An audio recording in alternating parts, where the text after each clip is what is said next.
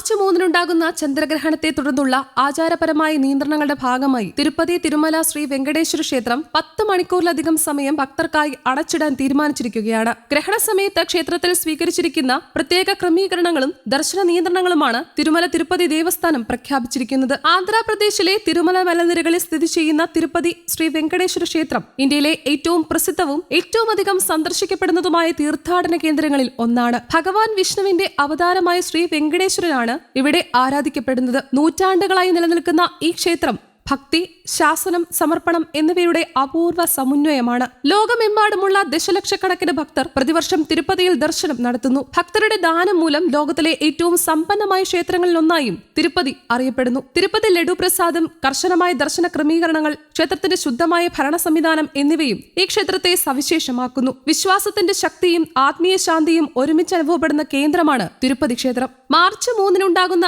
ചന്ദ്രഗ്രഹണത്തിന്റെ പശ്ചാത്തലത്തിൽ തിരുപ്പതി തിരുമല ശ്രീ വെങ്കടേശ്വര ക്ഷേത്രം 10 മണിക്കൂറിലധികം സമയം ഭക്തർക്കായി അടച്ചിടുമെന്ന് ക്ഷേത്ര ഭരണകൂടം അറിയിച്ചു. രാവിലെ 9 മണി മുതൽ വൈകുന്നേരം 7:30 വരെ ക്ഷേത്രത്തിൽ ദർശനത്തിന് അനുമതി ഉണ്ടായിരിക്കില്ല. ഗ്രഹണം അവസാനിച്ച ശേഷം ശുദ്ധീകരണ ചടങ്ങുകൾ പൂർത്തിയാക്കി രാത്രി 8:30-ന് ദർശനം വീണ്ടും ആരംഭിക്കും. ഞായറാഴ്ചയാണ് തിരുമല തിരുപ്പതി ദേവസ്ഥാനം ഈ വിവരം ഔദ്യോഗികമായി അറിയിച്ചത്.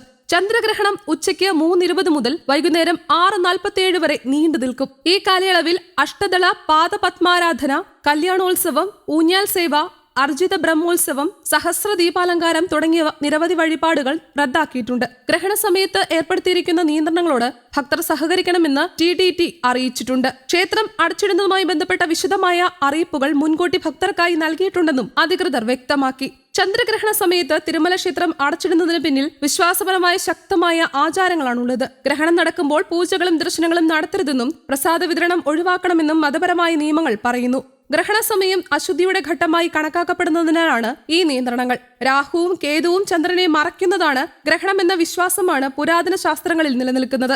അതിനാൽ ഈ കാലഘട്ടത്തിലെ അശുദ്ധി ഒഴിവാക്കുന്നതിനായി എല്ലാ ആചാരങ്ങളും താൽക്കാലികമായി നിർത്തിവെക്കാറുണ്ട്. ഗ്രഹണ സമയത്ത് തയ്യാറാക്കുന്ന ഭക്ഷണം അശുദ്ധമാണെന്ന വിശ്വാസം മൂലം പ്രസാദ വിതരണം നടത്താറില്ല. തിരുമലയിലെ വലിയ അന്നദാന പരിപാടികളും ഈ സമയത്ത് സാധാരണയായി ഒഴിവാക്കുന്നതാണ് പതിവ്. ഗ്രഹണം അവസാനിച്ച ശേഷം ക്ഷേത്രം പൂർണ്ണമായും ശുദ്ധീകരിക്കുകയും അഭിഷേകങ്ങളും പ്രത്യേക പൂജകളും നടത്തുകയും ചെയ്ത ശേഷമാണ് ഭക്തർക്കായി ദർശനം പുനരാരംഭിക്കുന്നത്. ആഗമശാസ്ത്രങ്ങളെ കർശനമായി അനുസരിക്കുന്ന ആരാധനാ കേന്ദ്രമായതിനാൽ ഗ്രഹണ സമയത്തെ പൂജാതിക്രമങ്ങൾ ആഗമന ശാസ്ത്രങ്ങൾ അംഗീകരിക്കുന്നില്ലെന്നും അധികൃതർ വ്യക്തമാക്കി. 2026 മാർച്ച് 3-ന് ആകാശവിസ്മയങ്ങളിൽ പ്രധാനപ്പെട്ട ഒന്നായ സമ്പൂർണ്ണ ചന്ദ്രഗ്രഹണം ലോകമെമ്പാടുമുള്ള ആകാശ നിരീക്ഷകരുടെ ശ്രദ്ധ ആകർഷിക്കും. ഭൂമി, ചന്ദ്രൻ, സൂര്യൻ എന്നിവ ഒരേ രേഖയിൽ എത്തുമ്പോൾ ഭൂമിയുടെ നിഴൽ മുഴുവനായും ചന്ദ്രനിൽ പതിക്കുന്ന അപൂർവ സംഭവമാണ് സമ്പൂർണ്ണ ചന്ദ്രഗ്രഹണം. ഭൂമി സൂര്യനും ചന്ദ്രനും ഇടയിൽ വരുമ്പോൾ ഭൂമിയുടെ നിഴൽ ചന്ദ്രനെ മറയ്ക്കുന്നു. ഈ നിഴൽ ചന്ദ്രനെ ഭാഗികമായി മാത്രം മറച്ചാൽ അത് ഭാഗിക ചന്ദ്രഗ്രഹണമായും പൂർണ്ണമായി മറച്ചാൽ സമ്പൂർണ്ണ ചന്ദ്രഗ്രഹണമായും അറിയപ്പെടുന്നു.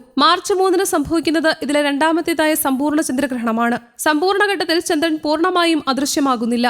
ഭൂമിയുടെ അന്തരീക്ഷത്തിലൂടെ ചിതറുന്ന സൂര്യപ്രകാശം ചന്ദ്രനിലെത്തുന്നതിനാൽ അത് ചുവപ്പോ ചെമ്പ് നിറത്തിലോ കാണപ്പെടുന്നു. ഇതിനെ സാധാരണയായി ബ്ലഡ് മൂൺ എന്ന് വിളിക്കുന്നു. ഇത് ശാസ്ത്രീയമായ ഒരു പ്രകാശ പ്രതിഭാസമാണ്. ഈ ചന്ദ്രഗ്രഹണം ഇന്ത്യയിൽ നിന്ന് കാണാൻ സാധിക്കും. വൈകുന്നേരം മുതൽ രാത്രി വരെയുള്ള സമയങ്ങളിൽ ഗ്രഹണത്തിന്റെ വിവിധ ഘട്ടങ്ങൾ അനുഭവപ്പെടും. കാലാവസ്ഥ അനുകൂലമായാൽ സാധാരണ കണ്ടുകൊണ്ട് തന്നെ സുരക്ഷിതമായി ഇത് നിരീക്ഷിക്കാം. ചന്ദ്രഗ്രഹണം കാണാൻ പ്രത്യേക സംരക്ഷണ ഉപകരണങ്ങൾ ആവശ്യമില്ല എന്നതാണ് ഇതിന്റെ പ്രത്യേകത. ശാസ്ത്രീയമായി ചന്ദ്രഗ്രഹണം ആകാശഗതിശാസ്ത്രം പഠിക്കാൻ സഹായകമാണ്. അതേസമയം ഇന്ത്യയിൽ ചന്ദ്രഗ്രഹണങ്ങൾക്ക് മതപരവും സാംസ്കാരികവുമായ പ്രാധാന്യമുണ്ട്. ചിലർ ഉപവാസം, പ്രാർത്ഥന തുടങ്ങിയ ആചാരങ്ങൾ അനുഷ്ഠിക്കുമ്പോൾ ചില ക്ഷേത്രങ്ങളിൽ ഗ്രഹണ സമയത്ത് ദർശനം നിയന്ത്രിക്കുന്ന പതിവും കാണാം. മാർച്ച് 3, 2026 സമ്പൂർണ്ണ ചന്ദ്രഗ്രഹണം ശാസ്ത്രത്തെയും ആകാശ സൗന്ദര്യത്തെയും ഒരുപോലെ ആസ്വദിക്കാനുള്ള മികച്ച അവസരമാണ്. ആകാശത്തിലേക്ക് കണ്ണുയർത്തി പ്രകൃതിയുടെ ഈ അത്ഭുത കാഴ്ച അനുഭവിക്കുക എന്നത് ഓരോരുത്തർക്കും മറക്കാനാവാത്ത അനുഭവമായിരിക്കും.